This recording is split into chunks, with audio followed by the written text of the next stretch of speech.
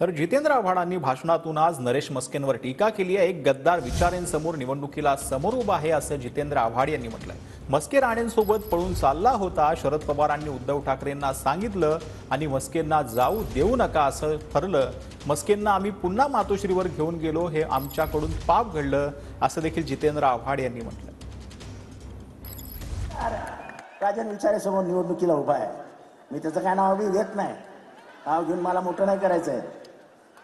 पण आम्ही विद्यार्थी दशेपासून बरोबर वाढलो, तो कोणाशी कधीच प्रामाणिक राहू शकत नाही, कधीच।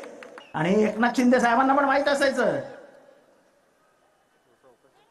एकदा तो राणेंबरोबर पळून चालला होता। विमानतळावर शरद पवार साहेब येणार होते,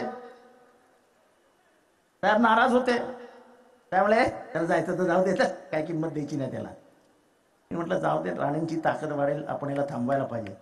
म्हणून मी शरद पवार साहेबांकडे गेलो, गाडीत बसलो, उद्धवजींना फोन लावून घेतला। उद्धवजींना साहेबांनी सांगितलं, उद्धव त्याला जाऊ देऊ नको, चांगला कार्य। आणि नंतर दुसऱ्या दिवशी मी आणि राजन विचारे आम्ही दोघं त्याला घेऊन मनोहर जोशी आणि तुम्ही होतात साहेब, क्षणभर विश्रांतीवर घेऊन गेलो। त्यांनी माफी मागितली आणि परत त्याला शिवसेनेत घ्यायला लावलं। हे आमच्या हातनं घडलेलं सर्वात मोठं पाप।